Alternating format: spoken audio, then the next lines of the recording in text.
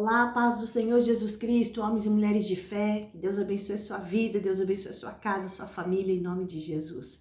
Nosso devocional de hoje, nós vamos aprender por que Deus ele não responde a sua oração. Você tem tanto tempo já buscado a presença do Senhor, você tem se consagrado, você tem feito propósito com o Senhor e a resposta ainda não chegou da sua oração.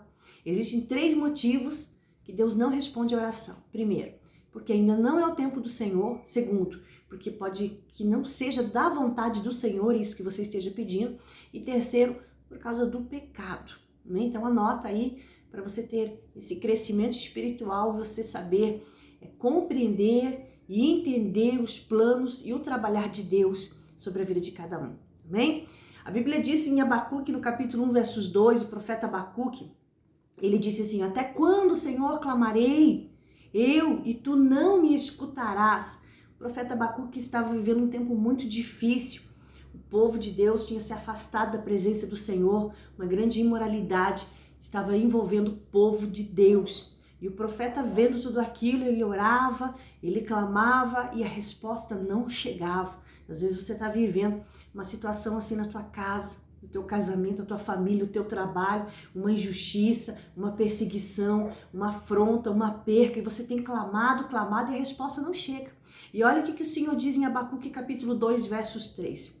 O Senhor responde: pois a visão aguarda um tempo designado. Ele fala do fim e não falhará. Ainda que demore, espere-a, porque ela certamente virá e não se atrasará. Então você vê que Abacuque ele estava orando ao Senhor, estava clamando por uma resposta, estava pedindo o socorro de Deus. E o Senhor respondeu.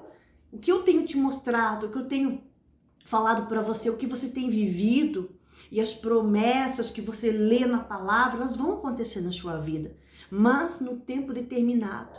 A Bíblia diz em Eclesiastes capítulo 3, existe um tempo determinado para todo propósito debaixo do céu.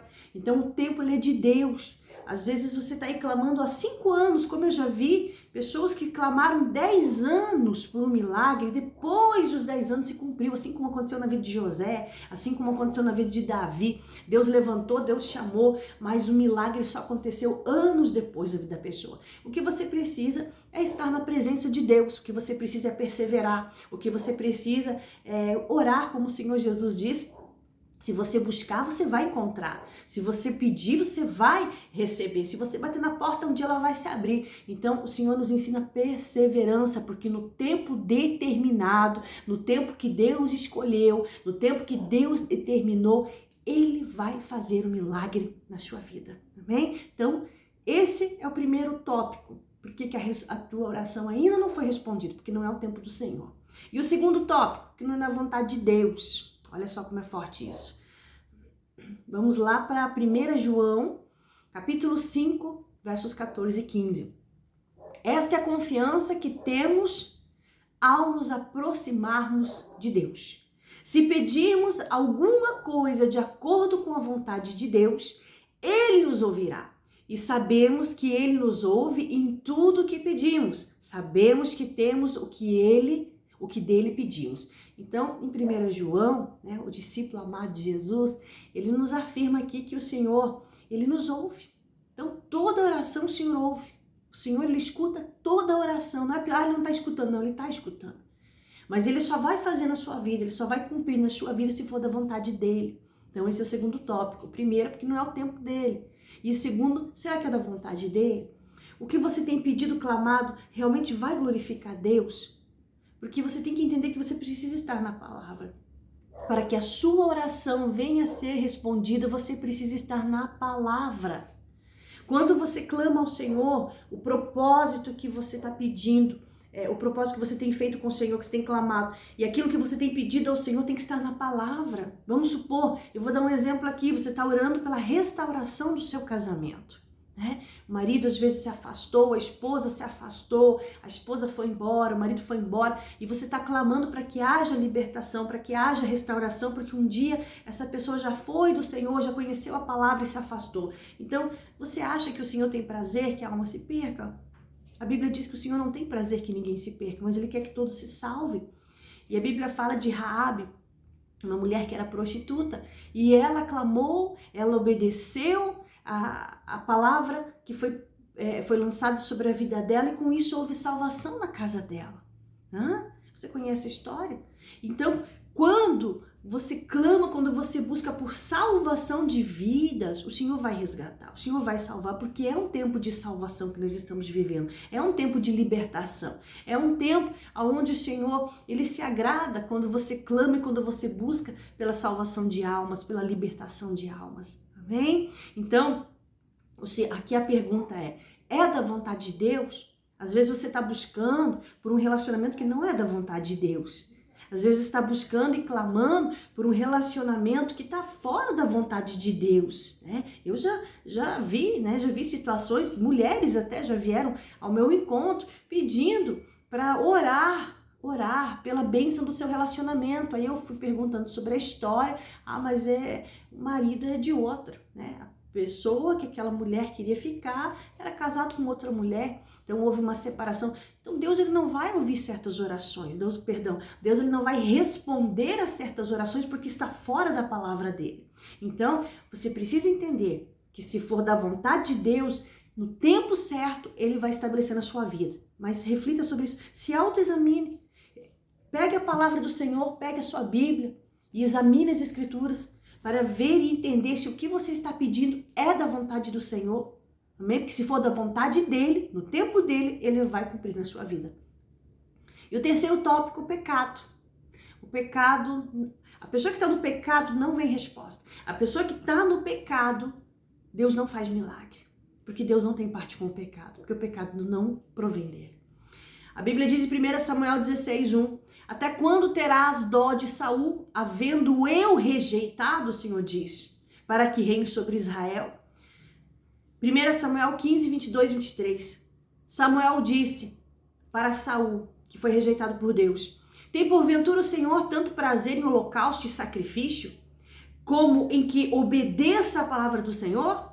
Eis que obedecer é melhor do que sacrificar, e o atender é melhor do que a gordura de carneiros. Porque a rebelião é como o pecado de feitiçaria, e o porfiar é como iniquidade e idolatria. Porquanto tu rejeitastes a palavra do Senhor, ele também rejeitou a ti, para que não sejas mais rei de Israel. Saul, você conhece a passagem, conhece a história muito bem, né? Uma história muito conhecida. Ele queria fazer do jeito dele. Ele desobedecia o que Deus mandava ele fazer e fazia do jeito dele. E com isso, ele trouxe rejeição para a vida dele.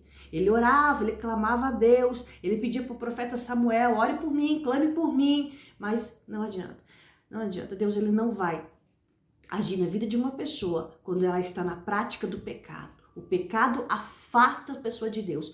O pecado faz com que a pessoa deixe de viver as maravilhas do Senhor. Então você só vai ter a resposta de Deus sobre a sua vida se você tiver uma vida de santidade. Aí apóstola, mas eu faço sacrifício, sou dizimista, sou ofertante. Saul também. Saul estava ali sacrificando, fazendo holocaustos ao Senhor, apresentava ofertas ao Senhor, mas ele era desobediente à palavra. Ele não obedecia a palavra de Deus. Deus, ele não responde a oração de uma pessoa que desobedece a sua palavra. Aí em João 9:31, sabemos que Deus não ouve pecadores, mas ouve o homem que o teme e pratica a sua vontade. Você quer a resposta de Deus sobre a sua vida? Você precisa estar firmado na palavra do Senhor. Abandonar mentira, abandonar a prostituição, abandonar as más conversas, abandonar o coração maligno, né? Aquele coração que deseja coisas que não é da vontade do Senhor, aqueles olhos altivos. Você tem que abandonar coisas na sua vida, atitudes, gênio forte, abandonar muitas vezes a preguiça espiritual, porque às vezes a pessoa tem preguiça espiritual para as coisas do Senhor. Então você tem que abandonar coisas, andar na santidade, estudar a palavra do Senhor, praticar a palavra do Senhor, amar a presença do Senhor, para que o Senhor venha estabelecer a vontade dele na sua vida. E a vontade do Senhor é boa, perfeita e agradável. Se você tiver uma vida de obediência à palavra, se você obedecer à palavra, se você for uma mulher santa, um homem santo, porque o Senhor disse, sede santos como eu sou santo, Amém? Você vai ver Deus na sua vida. As coisas vão acontecer, vão fluir. Você não vai precisar correr atrás de coisas. Você vai orar, vai clamar, se for da vontade de Deus, Ele vai fazer. Isso no tempo certo e no tempo dele. Enquanto isso, você está firmado na palavra e as coisas vão acontecer na sua vida. Amém? Guarde essas palavras no seu coração, obedeça a elas e tenha uma vida de sucesso com o Senhor Jesus Cristo. Amém? Que Deus abençoe a sua vida em nome de Jesus.